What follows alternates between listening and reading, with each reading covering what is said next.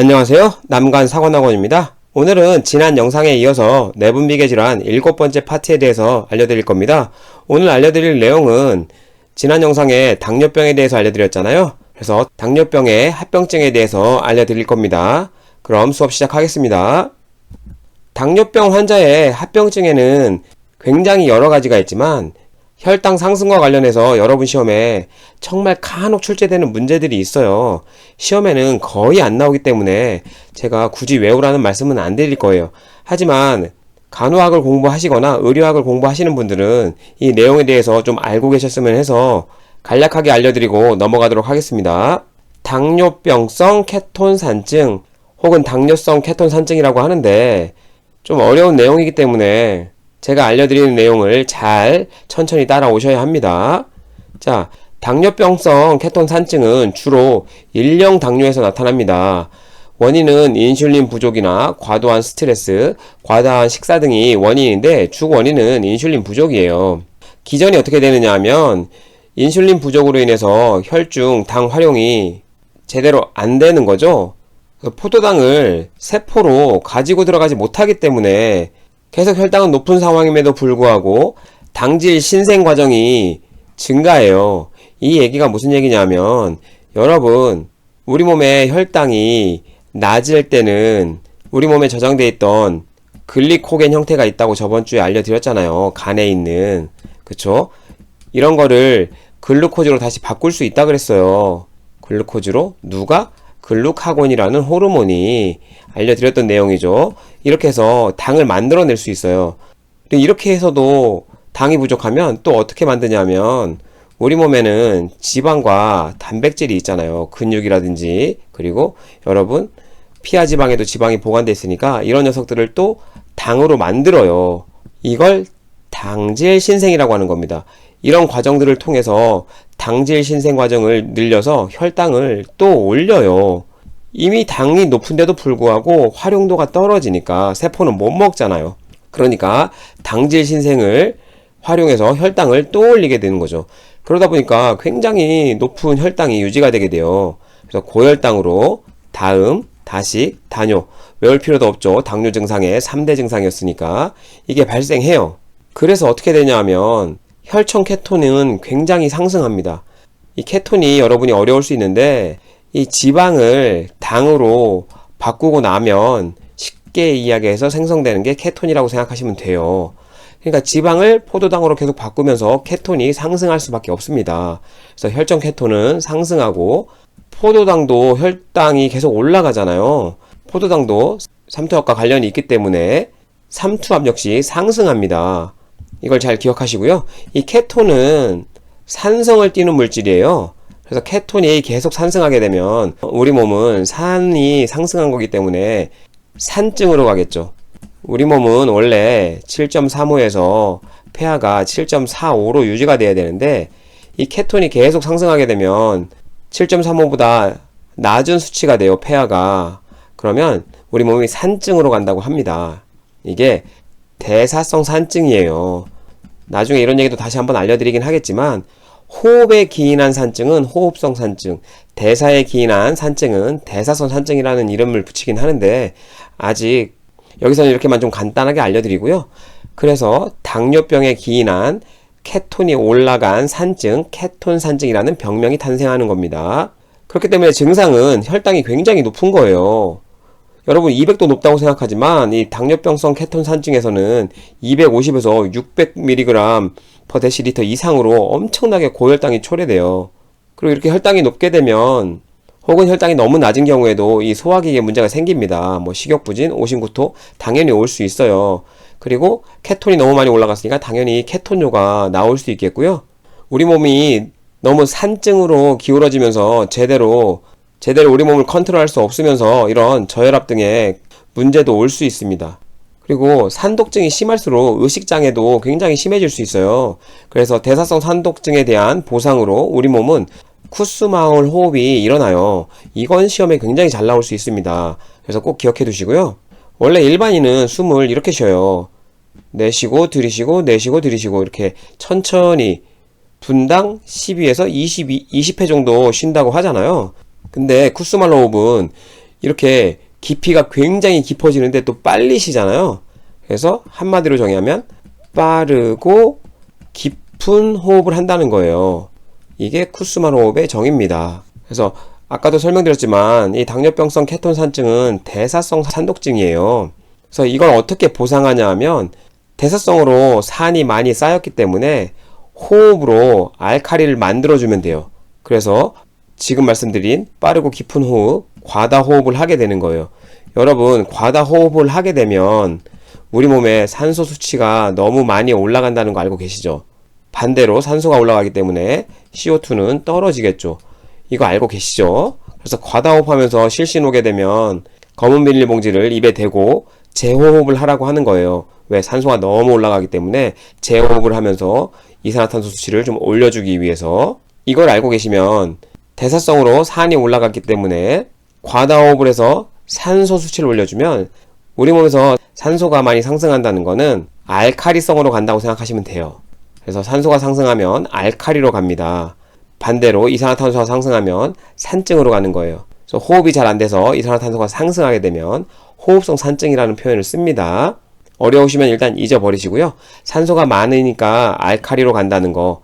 그래서 대사로 산이 상승했을 때 호흡으로 산소를 높여주면서 알칼리증으로 가게 되면 이 산 높은 걸 산소가 높은 알칼리로 좀 보상해 줄 수 있는 거죠. 이 호흡이 쿠스마르 호흡이라는 거예요. 여러분 시험에 굉장히 잘 나올 수 있고, 그리고 이렇게 빠르고 깊은 호흡을 하면서도 케톤체가 밖으로 빠져나오면서 시큼한, 그러니까 달짝지근한 시큰한 과일 향이 난다는 표현도 여러분 시험에 나올 수 있어요. 당뇨에서만 나올 수 있습니다. 당뇨병에서만. 왜? 케톤이 배출되면서 약간 과일향 같은 게 난다는 거예요. 시험에 나올 수 있는 얘기, 쿠스마르 호흡의 과일향, 산소 수치가 높아서 알칼리, 이런 거 좀 기억해 두시면 좋을 것 같습니다. 그리고 치료와 간호를 살펴보면 인슐린 부족으로 발생하기 때문에 빨리 인슐린을 투여해야 돼요. 그 중에서도 속도가 빠른 속효성 인슐린을 투여해서 혈당을 조절하는 것이 당연히 가장 중요하겠죠. 그리고 수액 투여해서 탈수 상태를 교정해야 돼요. 단뇨가 발생해서 탈수가 와서 굉장히 위험해질 수 있거든요. 그리고 전해질 균형도 유지해야 되고요. 아까 말씀 못 드렸지만 이 저혈압은 소변이 너무 많이 나와서 탈수 상태 때문에 발생할 수도 있습니다. 그 다음 고혈당성 고삼투압 증후군, 또 다른 말로는 비케톤성 혼수라고도 하긴 하는데 여러분 시험에 이 녀석은 정말 한 번도 나온 적이 없어요. 그래서 아예 공부 안 하셔도 상관없습니다. 그래도 간호학을 공부했다면 좀 알아두시길 바라면서, 당뇨성 케톤증과 비슷해서 고혈당과 고삼투압에 의한 탈수는 있지만 케톤 상승에 의한 대사성 산독증은 거의 없는 상태예요. 지방을 포도당으로 바꾸지 않는다는 거예요. 쉽게 이야기하면. 그래서 당뇨병성 케톤증과는 굉장히 비슷해요. 고혈당, 고삼투압 상태가 유지되고 있기 때문에. 하지만 특이점은 뭐냐면 혈당이 당뇨병성 케톤산증도 높다고 했지만 얘는 훨씬 더 높아요. 그래서 탈수가 훨씬 심하게 온다는 거예요. 이게 포인트입니다. 그래서 주로 노인이나 제2형 당뇨병 환자에게서 호발하고, 원인은 당연히 당뇨성 케톤증과 비슷할 수밖에 없어요. 단 차이는 뭐냐면 2형 당뇨병 환자가 잘 걸리고 1형 당뇨병 환자가 잘 걸린다는 거예요. 왜? 1형은 인슐린 자체가 분비가 안 되잖아요. 여기는 인슐린이 기능이 잘 안 하는 거예요. 기능을. 그래서 케톤이 발생할 수 있는 거고, 이 녀석은 케톤이 덜 발생하는 거죠. 이런 차이가 있다는 거 먼저 숙지하시고, 그 다음 기전은 당뇨병성 케톤산증이랑 크게 다르지 않죠. 고혈당과 고삼투압이 지금 있는 상황에서 이뇨작용으로 소변이 엄청나게 나가요. 그러다 보니까 탈수가 발생하고, 아까 설명드렸지만 지방 분해를 잘 안 하기 때문에 케톤 생성도 거의 없는 상태인 거죠. 그래서 문제는 탈수라는 거예요. 증상은 당뇨병성 케톤증보다는 훨씬 높은 고혈당이라는 거, 600에서 1000mg/dl까지 상승할 수 있는 거고요. 그러다 보니까 고삼투, 당뇨, 전해질 불균형, 탈수, 이런 거에 의해서 의식장애까지 발생할 수 있는 거예요. 치료와 간호를 살펴보면 적절한 수액 공급이 가장 중요한 포인트예요. 그래서 탈수와 전해질 불균형을 교정하는 것이 가장 중요하다는 거죠. 당연히 혈당이 높은 상태이기 때문에 역시나 인슐린 공급해서 혈당을 낮추는 것도 굉장히 중요한 치료와 간호입니다. 우선 이렇게 간략하게 설명드리고 넘어갑니다. 그 다음 합병증은 저혈당증이에요. 고혈당만 위험한 게 아니라 저혈당증도 굉장히 위험합니다. 저혈당증의 정의는 혈당이 과도하게 떨어져 60mg/dL 이하로 떨어진 경우, 어떤 책들은 50이라고 하기도 하고 어떤 책들은 70이라고 하기도 합니다. 그냥 60 전후로 외우시면 될 것 같고요. 뇌로의 혈당이 충분히 공급되지 않아서 심각한 뇌손상 위험이 있을 수 있어요. 그래서 이게 포인트예요. 굉장히 심각한 뇌손상 위험을 줄 수 있다, 저혈당은. 그래서 빠르게 교정해야 됩니다.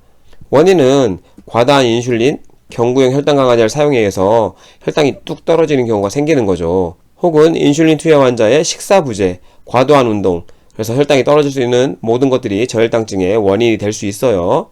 증상은 중추신경계 억제 반응과 자율신경계 자극 반응으로 나누긴 하는데, 여러분 시험에 이렇게 나누는 시험 문제는 나오진 않기 때문에 그냥 저혈당 증상으로 암기하셔도 크게 상관없습니다. 뇌로 혈당이 안 가면서 뇌가 제 기능을 못하면서 두통이라든지 시력장애, 경련, 의식장애가 발생할 수 있고요. 자율신경계 반응으로 빈맥, 불안, 떨림, 공복감, 발한 등이 올 수 있어요. 아까 설명드린 것처럼 뇌에 충분한 혈당이 가지 않기 때문에 뇌 기능이 떨어지면서 이런 증상들이 온다고 생각하시면 되고요. 그러다 보니까 우리 몸에서 지금 상황이 응급 상황으로 판단할 수 있어요. 이런 상황에 분비되는 호르몬이 있었잖아요. 부신, 수질에서 분비되는 아드레날린 호르몬들, 크게 에피네프린, 그리고 노르에피네프린이라는 애들이 있었잖아요. 이런 녀석들 작용이 다 이런 기능입니다. 더 쉽게 설명드리면 이런 녀석들은 거의 대부분 교감신경계 작용이에요. 그래서 교감신경계가 흥분됐을 때 나타나는 증상들이 다 이런 증상들이죠. 빈맥, 불안, 떨림, 발한 등이 올 수 있죠. 솔직히 이 교감신경계 반응에서 공복감은 나오진 않는데 저혈당이기 때문에 공복감 온다고 생각하시면 돼요. 그래서 이런 증상도 시험에 나올 수 있지만 여러분 시험에는 보통 당뇨 증상 4개랑 앞에 전에 설명드렸던 다갈, 다뇨, 다음, 다식 이런 거 있잖아요. 이런 거 섞고 이 증상 중에 하나를 내서 저혈당 증상은 내기 때문에 그렇게 어려운 문제는 아닙니다. 그래도 시험에 잘 나오는 부분이기 때문에 암기하시면 좋겠고요. 치료와 간호를 살펴보면 저혈당이 발생했으니까 당연히 혈당을 올려줘야 되잖아요. 근데 크게 두 가지 경우로 나누는 거죠. 의식이 있다면, 의식이 없다면. 의식이 있으면 입으로 먹을 걸 주면 돼요. 그래서 경구로 사탕이라든지 오렌지 주스, 단순당이죠. 혈당을 빨리 올리는 단순당을 준다는 거죠. 10g은 여러분 시험에 나올 적이 없기 때문에 굳이 외우실 필요는 없지만 이 정도에 해당되는 당제를 빨리 준다는 거예요. 그래서 혈당을 빨리 올려주면 되고요. 의식이 없으면 기도흡연에 문제가 있을 수 있기 때문에 경구로 주는 건 안 되고요. 글루카곤이나 포도당을 정맥 주사하면 되고요. 그래서 여러분 시험에는 50% 포도당을 정맥 주사한다, 이런 게 시험에 나올 수 있습니다. 포도당을 투여하기 위한 거죠. 그 다음 그 외 만성 합병증은 여러분 시험에 가끔 나올 수 있는 부분들이 있어서 살짝 보고 넘어갈게요. 우선 그림을 살펴보면 뇌경색, 뇌졸중이 올 수 있고, 심혈관계 질환 올 수 있고, 당뇨병성 신장질환 올 수 있고, 당뇨병성 신경병증 올 수 있고, 하지가 손상될 수 있고, 말초혈관병, 치주질환, 당뇨병성 망막병증, 백내장, 녹내장 다 올 수 있다고 하는데 당연한 거예요. 왜냐하면 세포에 포도당을 갖다 주지 못하잖아요. 그러니까 세포가 제대로 살아있을 수가 없잖아요. 그러니까 모든 질환이 다 올 수 있죠, 솔직히.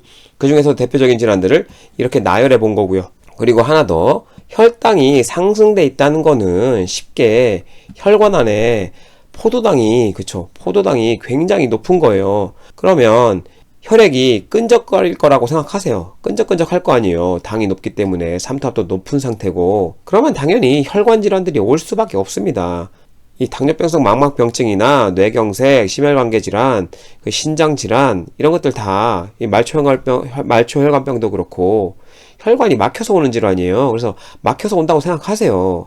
당뇨병성 신경병증도 쉽게 이야기하면 신경에 먹을거리를 못 제공하니까 점점 기능이 떨어진다, 이렇게 단순하게 생각하시면 돼요. 굳이 외우지 마시고요. 치주질환도 여기에 먹을 걸 못 주니까 약해지잖아요. 그래서 치주에 당연히 문제가 생길 수밖에 없어요.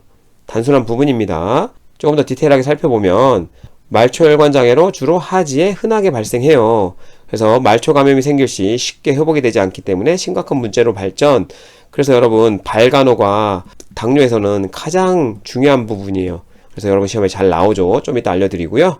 당뇨병성 망막장애와 신장장애 등 혈관에 문제가 생기게 되면서 초래됨 어렵게 이야기하면 한없이 어렵게 이야기할 수 있습니다. 망막의 혈관에 문제가 생기면서 터지고 신재생하고 이러면서 섬유화되면서 이런 증상이 나타난다고 하는데 너무 어렵잖아요. 사고체도 마찬가지고 쉽게 생각하세요. 혈관이 끈적거리는 피 때문에 잘 막혀버려요. 막히면서 기능을 잃어버린다. 그래서 이런 증상들이 생긴다 생각하시면 돼요. 자, 끝. 그 다음 관상동맥 질환. 역시나 고혈당이 지속되면서 혈관이 잘 막힐 거 아니에요. 혈관의 흐름이 늦어지고 그래서 관상동맥의 경화와 혈관장애가 잘 발생하면서 관상동맥 질환이 발생할 수 있다는 거죠. 그 다음 신경계합병증은 지속적으로 혈당 조절이 되지 않음으로써 점진적으로 전신적으로 발생하게 돼서 통증이 생겼다가 점점 둔화가 발생합니다. 그래서 발간호가 중요해야 되는 거예요. 왜? 발의 감각이 둔화되면서 잘 못 느끼게 되잖아요. 그래서 발간호가 중요하다고 했으니까 당뇨병 환자의 발 관리는 어떻게 하느냐 짚어드리면 시험에 굉장히 잘 나옵니다. 적절한 씻기와 발 건조가 중요하고요. 피부가 너무 건조하지 않도록 유지해야 되기 때문에 오일을 발라주는데 발가락 사이는 발라주지 않아요. 혹시나 병균들의 배지가 될 수 있어서 발가락 사이는 웬만하면 잘 바르지 않습니다. 그리고 발적이나 물집, 상처, 궤양이 있는지 수시로 확인해야 돼요. 있으면 바로 병원으로 가야 합니다. 왜? 이런 상처 부분이 잘 회복되지 않아요. 세포에 먹을 거리를 주지 못하잖아요. 계속 언급드리지만 그러다 보니까 잘 낫지 않는 거죠. 그래서 병원으로 빨리 가시는 게 중요하고요. 꼭 맞는 신발이나 양말 등은 조이기 때문에 신으면 안 돼요. 그러면 혈액순환이 방해될 거 아니에요? 안 그래도 안 좋은데 더 방해되면서 문제가 발생할 수 있다. 그리고 슬리퍼 등 오픈된 신발도 당연히 안 돼요. 왜? 뭐라도 떨어지면 쉽게 상처가 생길 수 있어서 그래요. 그 다음 물집이나 상처가 생기면 즉시 병원에 방문해라. 아까 언급드렸던 부분이죠. 추가적으로 발톱은 상처가 나지 않도록 일자로 자르라는 거죠. 보통은 발톱을 이렇게 자르잖아요. 근데 이 옆에 조직 부분을 자를 수가 있기 때문에 이렇게 자르지 말고 발톱을 이렇게 일자로 자르라는 거죠. 상처가 나면 안 되기 때문에 그래요. 마지막으로 발 씻을 때 물은 미온수를 사용하고 마른 수건으로 건조시키라는 건데 따뜻한 물로 하게 되면 화상의 위험이 있어요. 왜냐하면 신경이 둔해져 있잖아요, 지금. 그래서 따뜻한 물은 안 되고 미온수, 미지근한 물을 사용하라는 것도 시험에 나왔던 적이 있습니다. 당뇨는 여러분 시험에 엄청 잘 나오기 때문에 제가 강조했던 부분은 꼭 암기하시고요. 그리고 시험에 잘 나오지 않는다고도 했던 부분들도 여러분 일상생활에서 굉장히 유용할 수 있기 때문에 공부하시면 좋겠습니다. 오늘 제가 준비한 영상은 여기까지고요. 시청해주셔서 감사합니다.